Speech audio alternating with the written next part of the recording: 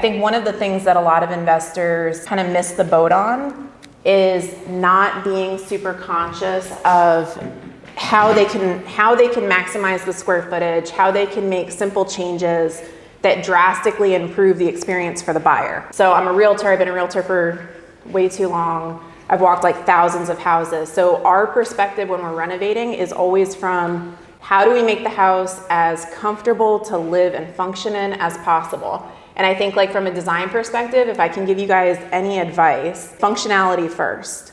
So there's lots of times where we have to spend a little extra or we have to peel back on something pretty that we wanted to do in favor of making something more functional. A lot of investors leave a lot of the details undone, right?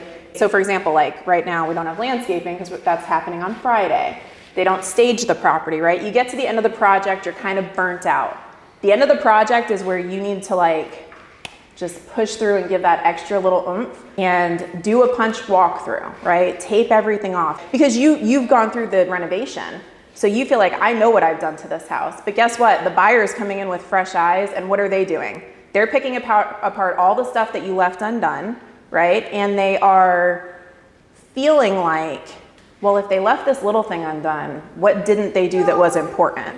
What can't I see? And flips just scare people. So that's always something that you want to think about, you know, just making sure that you're in the buyer's shoes and being hyper critical of your property. So to that end, for this property, we're like 95% of the way there. So you see the landscaping outside still needs some work. So for the landscaping, we don't usually invest a ton, right? Honestly, we don't see a huge return on investment on every project for landscaping, but you still want to make it presentable up front. Aside from sod, I definitely sod for sure. Splurging on sod. You want your house to have as much curb appeal as possible, and like a yard full of dirt and weeds is not going to do that. So you really want that, like, you never get a second chance to make a first impression. As soon as buyers pull up to your investment property, they should automatically be like, oh, this is the one for me. I love this house, right? Something else to think about is the price point for this one. So as we're going through today and we're talking about this property, just keep in mind that the price point is pretty, you know, it's above $1 million, right? So we think we'll be 1.1, somewhere around there.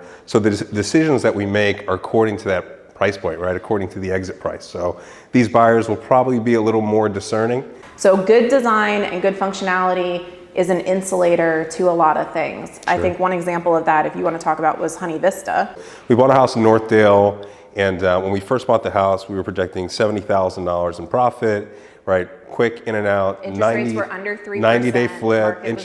Interest rates were under 3%. We bought the house, the first rate hike happened, right?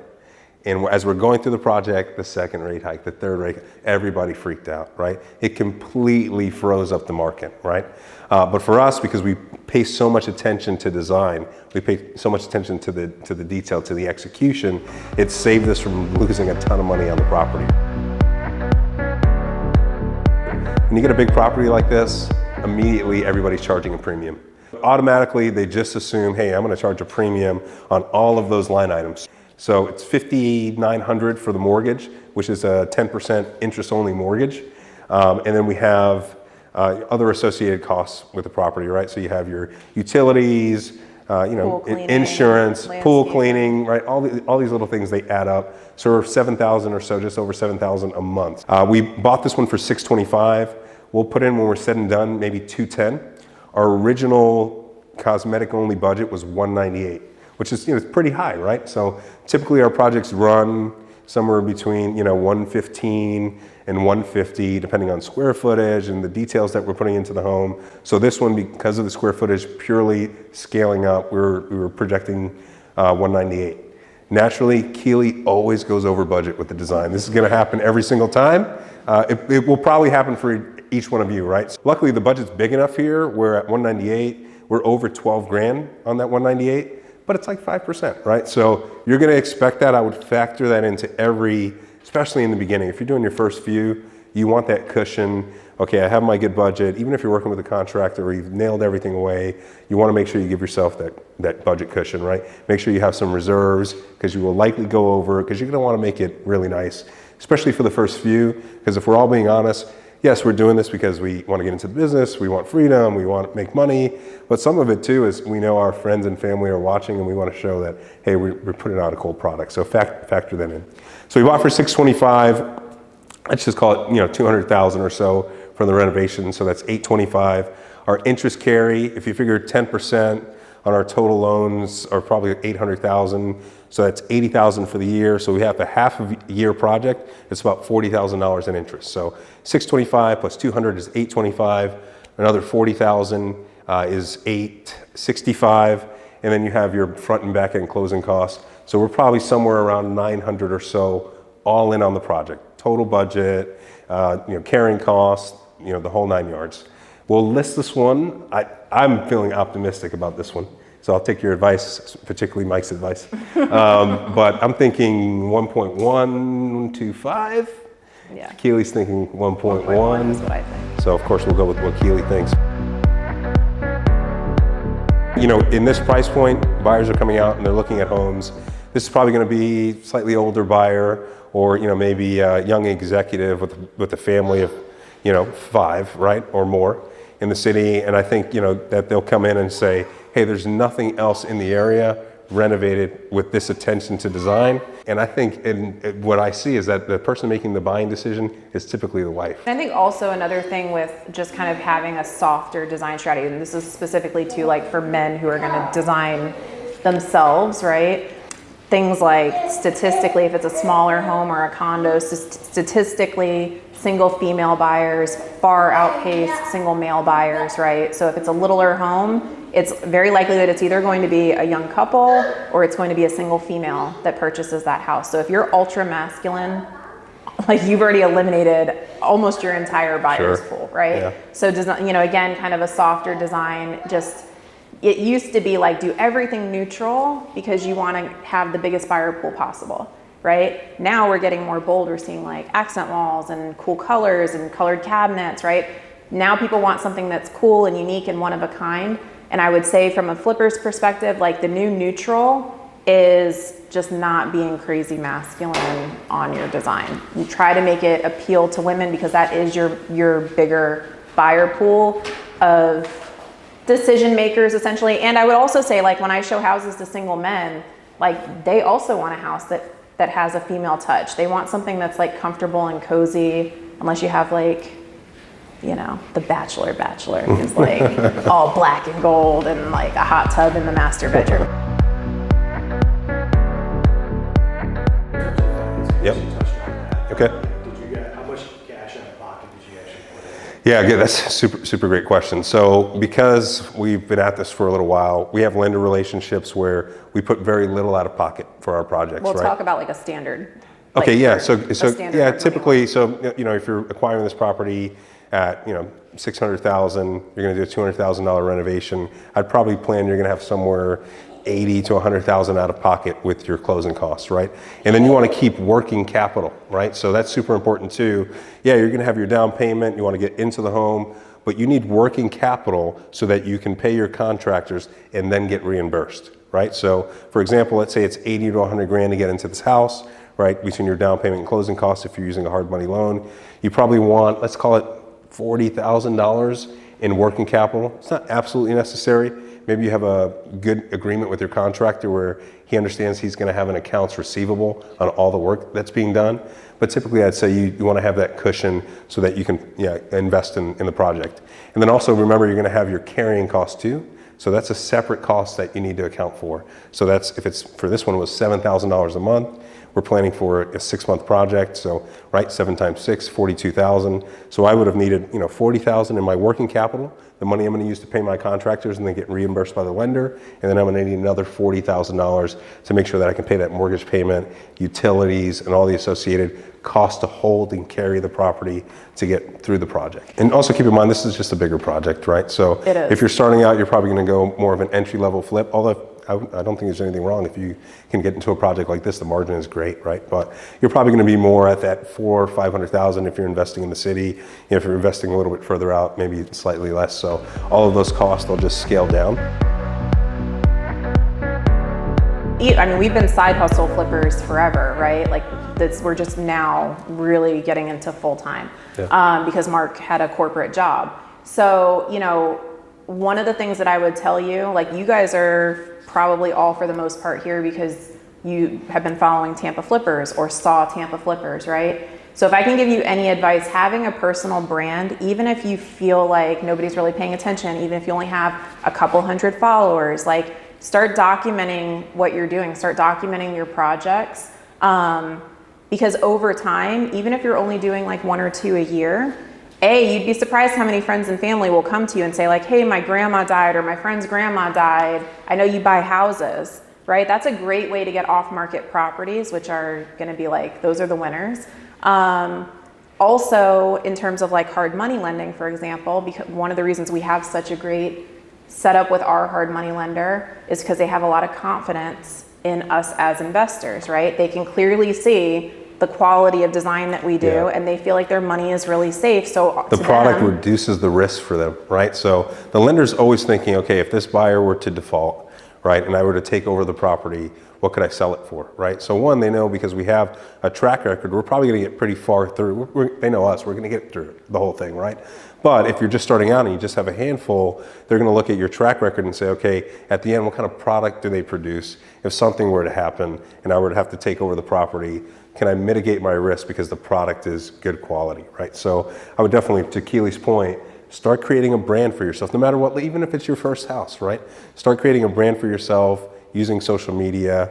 You know, you've seen other influencers out there that they create a massive social media following just on one single house, their own personal house that maybe they design and they change the designs of it over time. So it doesn't take 10 years worth of, you know, 5 houses a year for somebody to trust you. Just documenting it and creating a brand that people can see and relate to, I think will go a long way.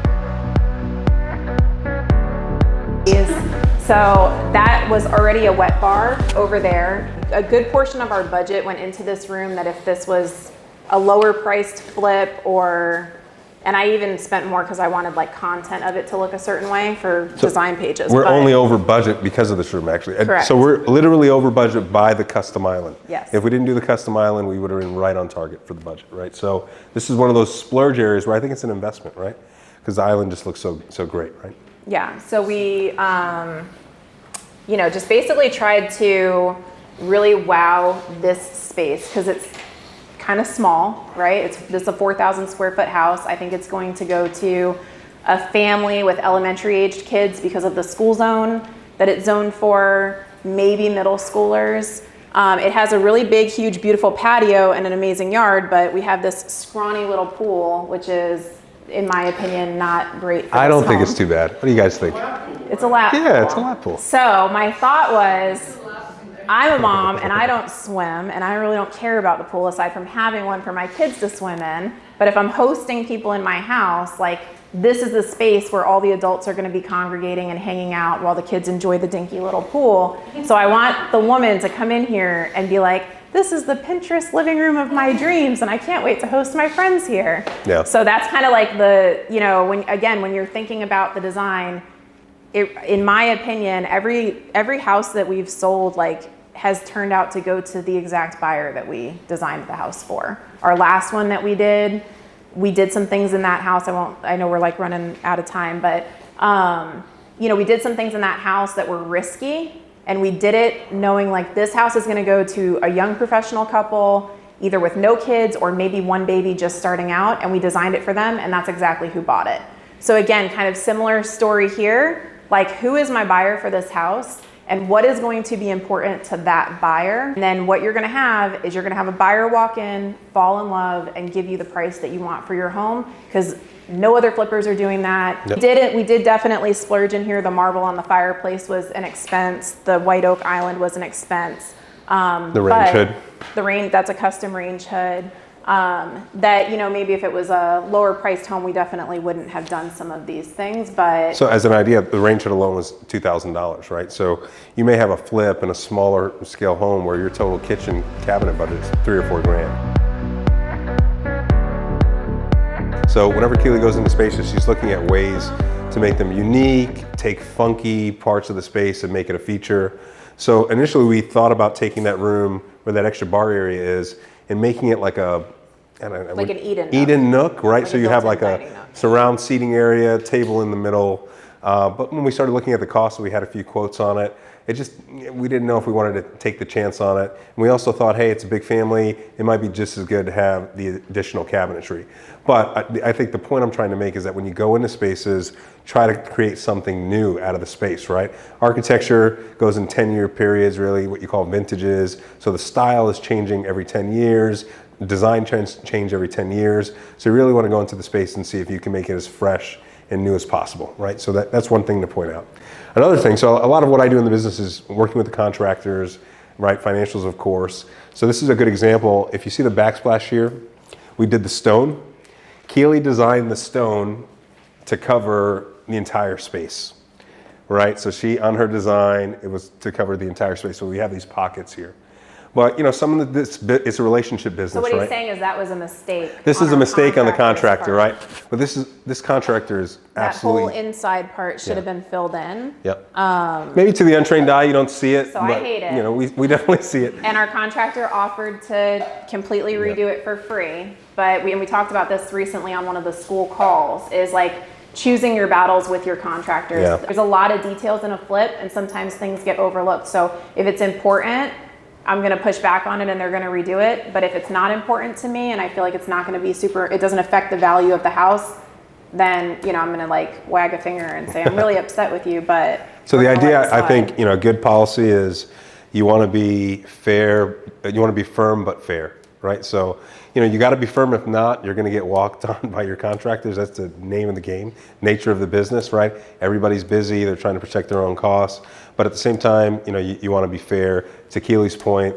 that was a small investment for us in that contractor to not make them redo it. Probably would have cost them $1,000 and just been more of a headache. We might have had some damage on the existing cabinetry that we would have had to revisit. So for us, hey, instead of having all the risk, we get a win with the contractor saying, hey, no big deal on this one. We'll catch the next one. And he knows that it was his fault, right? So he's super grateful that he Yep. didn't have to redo it. And Yep. so on our next kitchen, like those are the things that get you priority. You become somebody who's easy to work with, somebody who's known as being fair. So again, it's a relationship business and you constantly want to be making sure you're not being taken advantage of, but also like investing back into the people that are winners on your team, right? Not everybody's going to be the guy that you love to work with. So if it's the guy that you love to work with, he's got a family, be fair with him too. And we've just found that goes a really long way with dealing with contractors. One thing that you definitely want to budget for in your investment properties is staging. So you guys it feels way more like a home in here, right? So it's a non-negotiable. To me, it's a non-negotiable. I definitely think that you get a way higher price for your home if it's staged. So it gives people perspective, because a lot of times as a realtor, when buyers walk through empty houses, they're like, do you think a king bed would fit in here? I don't know if our dresser would fit here. The return on investment of staging is huge. So to us, like we always budget for staging. It's a non-negotiable. Frank's company, Sublime, there's different levels to staging, right? So, you get what you pay for. If you pay for a really cheap company, it's not going to be the best furniture. It's not going to have a lot of like the decor stuff. So for us, we work a lot with like a higher end company. They bring in really beautiful stuff that suits the house, right? And I really feel like, when people come to the house and they're like, this is so beautiful, like, a lot of times it's the staging. Like, we've been in this house for months, right? And the staging makes such a difference. So from a budget perspective, so you have your construction budget, right? That's all the stuff it takes to actually rehab the house. But you also want to consider all those miscellaneous costs to bring the home to market, like the marketing, right? So you're probably $5,000 to $8,000 in other miscellaneous costs. Things like professional photos, another non-negotiable investment, right? So when you guys are doing your underwriting and you're looking at a deal, right, especially in the beginning, if you're in more of an entry-level investor price point, your margins aren't huge, right? They're not six-figure plus margins typically, at least that's what we experience. So you want to be mindful that, hey, I have my construction budget. This is the best that I come up with what I know, right? Speaking to contractors, et cetera. Give yourself that cushion. maybe 10%, right? Especially in the beginning. And then also think, hey, another 5 to 8 grand, I need to keep that so I have all the miscellaneous costs that it takes to bring the house to market. I absolutely suggest as a listing, when you put your listings on the market, if you're flipping a house, offer compensation to the buyer's agent. We're about to see a huge shift which is well, I won't go into the details. It's very stupid and detrimental. But essentially, sellers are looking at it right now like, oh, I don't have to pay the buyer's agent and I'm going to save money. Who do you think what houses do you think the buyer's agents are going to show? So for the people who are offering compensation, sellers who are offering compensation to the buyer's agents, now, this is going to be great, I think, for sellers who are offering that compensation, because now, realtors, they're starving and they're not working for free. So all of those sellers that don't want to offer compensation to the buyer's agent, they're not going to try to sell those houses. They're not even going to want to show those houses, right? So this is another kind of selling advantage that you can have if you choose to do that.